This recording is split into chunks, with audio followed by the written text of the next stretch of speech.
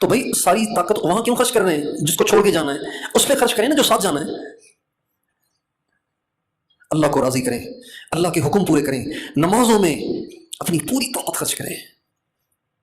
ہمارے معاشرے سے نماز ختم ہو گئی ہے، نماز کا مزاج ختم ہو گیا ہے. جو نمازی ہیں وہ بھی نماز کو برباد کرنے والے ہیں، قائم کرنے والے نہیں ہیں الا ماشاء اللہ. والذین هم علی صلواتهم دائمون الذین هم فی صلاتهم خاشعون. یہ والی نماز نہیں پڑھتے ہم. کبھی جماعت مل گئی، کبھی نہیں ملی، کبھی رکعت گئی، کبھی 2 گئی، کبھی 3 گئی، کبھی گھر میں پڑھ لی، کبھی ادھر پڑھ لی، کبھی ادھر پڑھ لی، کبھی رہ بھی گئی. دوست آ گئے تھے، گپ شپ چل رہی تھی، ٹائم دیکھا اوہ نماز پڑھ، چلو اکٹھے پڑھ لیں گے. یہ ہے ہماری نمازوں کا حال. نماز کا ماحول قائم کریں. کیسے؟ اذان کی آواز کان میں پڑتے ہی سارے کام چھوڑ دینے کا اپنا بھی مزاج بنائیں، سب کا مزاج بنائیں. اذان ہو گئی ہے، اسٹاپ، سب کام بند، چلو اللہ کی طرف، اللہ نے بلایا ہے. آپ نے اسکولوں میں دیکھا ہوگا جب ریسیس ہوتی ہے نا، ریسیس کہتے ہیں آپ لوگ بھی، ٹن ٹن ٹن ٹن ٹن ٹن ٹن. اس ٹن ٹن کے بعد کوئی بچہ سوچتا ہے 20 منٹ کی چھٹی ہے، چلے جائیں گے آخری 5 منٹ میں. دیکھا ہے کوئی بچہ ایسا؟ آپ نے کوئی دیکھا ہے ایسا بچہ؟ 20 منٹ کی چھٹی ہے، ابھی تو 20 منٹ ہیں، میرا کام تو 5 منٹ میں بھی ہو جائے گا، چلو 15 منٹ یہیں بیٹھے ہیں. ٹن ٹن شروع ہوتی ہے اور ایسے نکلتے ہیں کہ دروازہ تنگ پڑ جاتا ہے. یہ ہے اذان، اس کو اذان کہتے ہیں، اذان اس کو کہتے ہیں. یہ ماحول ہونا چاہیے نمازوں کے وقت، اذانوں کے وقت. مسلم معاشرہ ایسا ہوتا ہے کہ جب اذان ہوتی ہے تو ایسے جیسے اسکول کے بچوں کی چھٹی کی گھنٹی بجی ہے، ریسیس کی گھنٹی بجی ہے.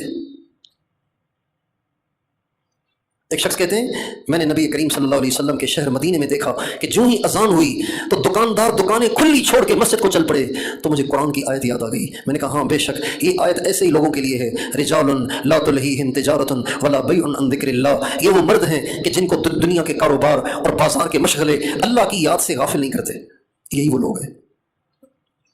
ایسا نظام گھروں میں بھی بنائیں اور یہ مرد خود اپنی ذات سے بھی ایسی نمازوں کی کوشش کریں.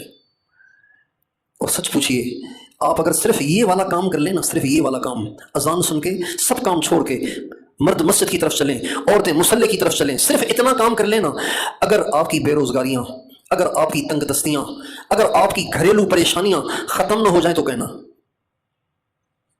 کسی عامل کے وظیفے لینے کی آپ کو ضرورت نہیں. اگر آپ صرف یہ والا وظیفہ کر لیں تو اذان کی آواز کان میں پڑتے ہی سب کام چھوڑ کے پہلے مسجد میں آئیں. راستے میں کوئی بات کرنے کے لیے ٹھہرانا چاہے اور کوئی بعد میں بات کریں گے، مسجد جانا ہے، اللہ نے بلایا ہے. اذان کے بعد آپ مسجد کو جا رہے ہیں، راستے میں کسی نے کہا میری بات سن لیں، ابھی نہیں، اذان ہو گئی ہے، بعد میں بات کریں گے، چلتے چلتے کرنی تو کر لو ورنہ بعد میں کریں گے. تو آپ میں سے اس کے لیے کون تیار ہے؟ یہ آسان ہے نا؟ ہاں بیٹا آسان ہے کہ نہیں؟ اذان سنتے ہی سب کام. میں آپ سے 4 مہینے نہیں مانگ رہا، 40 دن بھی نہیں مانگ رہا، 3 دن بھی نہیں مانگ رہا، میں تو اتنا کہہ رہا ہوں اذان سنتے ہی چلو اللہ کی طرف، مسجد کی طرف. اپنی عورتوں کو بھی اس کا عادی بنائیں، اپنے بچوں کو بھی اس کا عادی بنائیں. اقیم الصلاۃ، آؤ نماز کی طرف، حی علی الصلاۃ، آؤ نماز کی. اتنا اگر کر لیں نا، اتنا سا کر لیں تو زندگی میں جو پریشانیاں ہیں وہ بھی ختم ہو جائیں گی، اور زندگی میں جو گناہ ہیں نا وہ بھی چھوٹ جائیں گے. گناہ بھی چھوٹ جائیں گے، پریشانیاں بھی ختم ہو جائیں گی صرف اتنا سا کرنے سے. اجیب اذا نادا بسمع وطاعت وبی نشوۃ لبیک یا من لہ الفضل. اے اللہ جب تیرا بلاوا آتا ہے تو پھر مجھ سے انتظار نہیں ہوتا. جب تیرے مؤذن کی آواز کان میں پڑتی ہے پھر مجھ سے انتظار نہیں ہوتا، مجھ پہ ایک کیفیت طاری ہو جاتی ہے اور میں لبیک کہتا ہوا تیرے در کی طرف چلتا ہوں. وبی نشوۃ لبیک یا من لہ الفضل. اللہ تعالیٰ سے دعا ہے کہ اللہ تعالیٰ ہمیں آخرت والا بنائے، دنیا کا بندہ نہ بنائے. دنیا مقدر کی ہے، اللہ سب کو دے گا، ماننے والوں کو بھی دے گا، نہ ماننے والوں کو بھی دے گا، لیکن آخرت اللہ محنت پہ دیتا ہے، قربانی پہ دیتا ہے. اور اللہ دیکھتا ہے کہ اس کی نظر میں اہمیت کس چیز کی ہے. یہ تو اللہ ضرور دیکھتا ہے.